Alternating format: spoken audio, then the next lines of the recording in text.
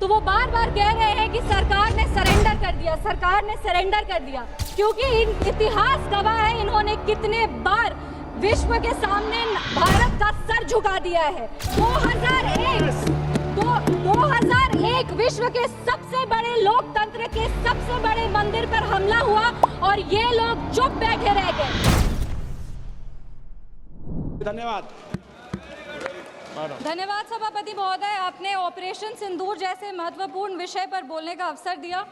विशेष रूप से आभार व्यक्त करेंगे हमारे पार्टी के राष्ट्रीय अध्यक्ष श्री चिराग पासवान जी का, क्योंकि आज इस बहस में हम पहली महिला सांसद हैं जो ऑपरेशन सिंदूर पर अपना पक्ष रख रही है, ऑपरेशन सिंदूर के फेवर में बोल रही है।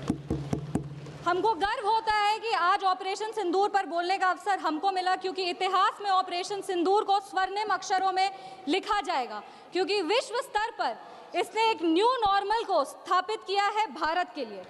ये न्यू नॉर्मल की जो नींव है वो सदियों पहले रामचरितमानस में लिख दी गई थी, जिसकी चौपाई है, बिनय न मानत जल्द ही जड़ गए 3 दिन बीत, बोले राम सकोप तब भय बिनु होए न प्रीत। इसका अर्थ ये है कि विनय और धैर्य जरूर ही महत्वपूर्ण गुण है, पर जब धैर्य का बांध टूट जाता है तो भय के बिना उसका कोई उपचार नहीं बचता। हमारी सरकार के दृढ़ संकल्प से और सेनाओं के अदम्य शौर्य के वजह से आज एक नए भारत को विश्व स्तर पर स्थापित किया गया। ये नया भारत क्या है? ये नया भारत वो है जो शांति के लिए गौतम बुद्ध और महावीर जी के दिखाए हुए पथ पर तो चलता है, पर अगर राष्ट्र सुरक्षा की और राष्ट्र हित की बात हो तो प्रभु श्री राम के धनुष को और श्री कृष्ण के सुदर्शन चक्र को भी उठाना जानता है। आज इस चर्चा के 2 भाग हैं। पहला भाग है पहलगाम पर हुआ अटैक और दूसरा ऑपरेशन सिंदूर। पहलगाम पर जिस तरह से अटैक आतंकवादियों ने किया वो नागरिकों पर अटैक नहीं, वो मानवता पर अटैक है। आतंकवादियों ने धर्म पूछकर उनकी पत्नी के सामने, माँ के सामने, परिवार के सामने, बहनों के सामने सारे जो हमारे देश के नागरिक हैं उनको मार दिया। हम लोग ये पूरा देश वो चित्र कैसे भूल सकता है जब एक नवविवाहित महिला लाल चूड़ी पहनकर अपने पति के शव के बगल में बैठी थी। इसने पूरे देश को झंझोड़ करके रख दिया था। लेकिन दुर्भाग्य की बात यह है कि आज भी हमारे देश में ऐसे लोग हैं जिनको पहलगाम से ज्यादा दुख पैलेस्टीन के लिए होता है, क्योंकि ये उनकी राजनीति को फायदा नहीं देता। लेकिन जहां राजनीति के लिए कई लोग चुप्पी साध लिए, वहां हमारे यशस्वी प्रधानमंत्री ने राष्ट्र धर्म निभाया और उन्होंने महिलाओं के आंसुओं को ही नहीं पोंछा, पर महिलाओं के स्वाभिमान को और सम्मान को पुनर्स्थापित किया। हम बता देना चाहते हैं कि ये एक नया भारत है और आतंकवादी हमले के बाद ये भारत मोमबत्तियां नहीं जलाता, ये दुश्मनों की चिता को जलाता है। ये शांति चाहता है, पर शांति अपने शर्त पर चाहता है, और अगर अपने शर्त को नहीं पूरा किया जाए तो डिप्लोमेसी से डिस्ट्रक्शन तक का भी रास्ता जानता है। इसी बात पर हम एक शायरी कहना चाहेंगे, खतों का दौर गया अब फरमान भेजे जाते हैं, जो करते हैं भारत की आत्मा परवार वो सीधे कब्रिस्तान भेजे जाते हैं। अभी अपने कांग्रेस के साथियों का बात सुन रही थी और वो कह रहे थे कि 1971 में इंदिरा गांधी ने ये किया है, 1971 में इंदिरा गांधी ने वो किया, पर वो कभी भी 1971 का क्रेडिट बिहार के बेटे जगजीवन राम जी को नहीं देते हैं, जो तब के रक्षा मंत्री थे। बांग्लादेश ने उनको 1971 का वॉर हीरो डिक्लेयर किया था, और रक्षा मंत्री होने के जंग के बाद भी उन्होंने सैनिकों के रिहैबिलिटेशन के लिए काम किया। लेकिन कांग्रेस पार्टी इसको कभी नहीं रिकॉग्नाइज करेगी, क्योंकि उनको दलित नेतृत्व से समस्या है। वो सिर्फ उनके साथ रहना चाहते हैं जो बाबा साहब के चित्र को अपने पैर पर रखते हैं। अगर हम ऑपरेशन सिंदूर की बात करें तो ये सिर्फ टेरर लॉन्च पैड्स को ध्वस्त नहीं किया, ये पूरी की पूरी तरीके से पाकिस्तान के हौसले को ध्वस्त कर दिया है। लेकिन एक आश्चर्य की बात है मैम, और आश्चर्य की बात यह है कि हमारे दुश्मन देश में एक युवा नेता है और एक युवा नेता हमारे विपक्ष में है। दुश्मन देश का सदन अलग है, हमारे देश का सदन अलग है, वहां के नेता अलग हैं, यहाँ के नेता अलग हैं, पर इनका सवाल एक ही है। विपक्ष का सवाल और दुश्मन देश के नेता का सवाल एक कैसे हो सकता है? मैं विपक्ष के साथियों को चुनौती देती हूँ कि अपनी राजनीति से ऊपर उठ करके कभी राष्ट्रहित की सोचनी चाहिए। अगर सरहद पर सेना लड़ रही होती है तो उनसे सवाल नहीं पूछे जाते, उनको सलामी दी जाती है।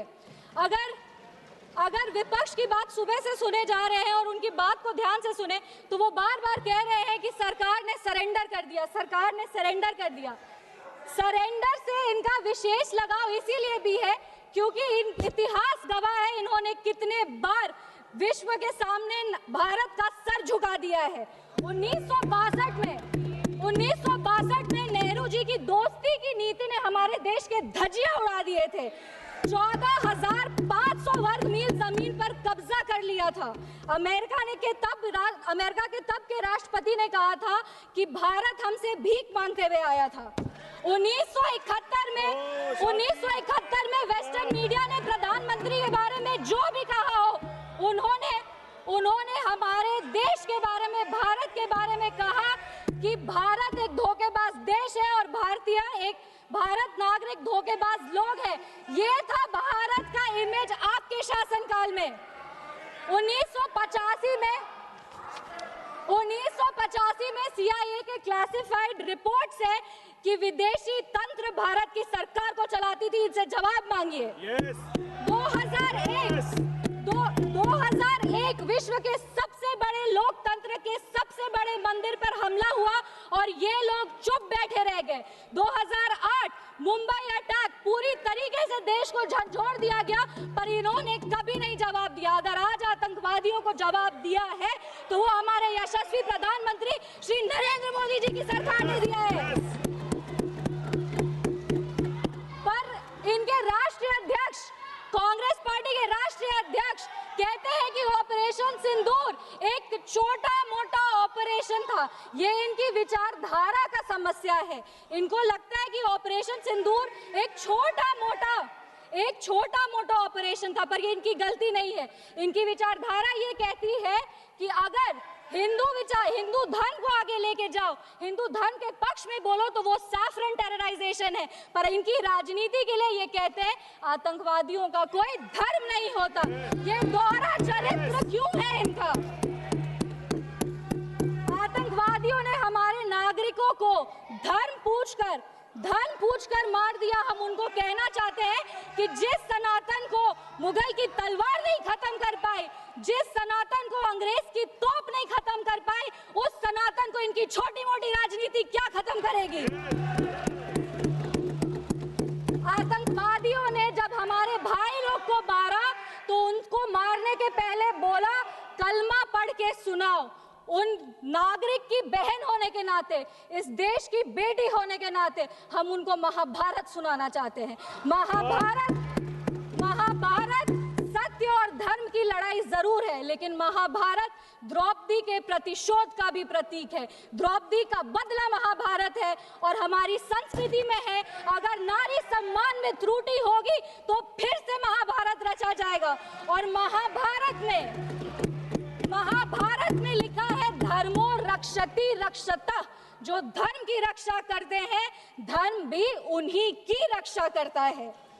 विशेष रूप से हम धन्यवाद देंगे हमारे यशस्वी प्रधानमंत्री श्री नरेंद्र मोदी जी का, जिन्होंने ऑपरेशन सिंदूर का नाम ऑपरेशन सिंदूर रखकर पूरी दुनिया को बता दिया है कि एक चुटकी सिंदूर की कीमत क्या होती है।